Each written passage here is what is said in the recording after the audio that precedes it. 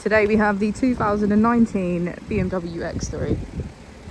This vehicle has done just over 67,000 miles. It has an automatic transmission and a diesel fuel type.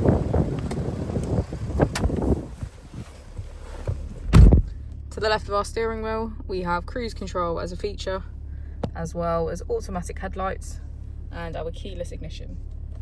On the right, we have voice control, hands-free calling and automatic wipers. Moving on to our screen, we can access media, communication, map and navigation.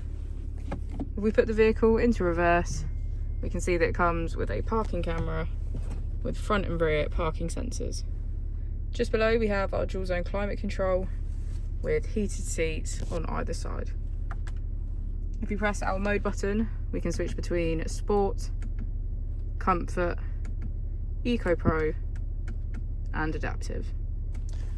As we go into the back of the vehicle, we can see that it has a full leather, cream and black contrast interior.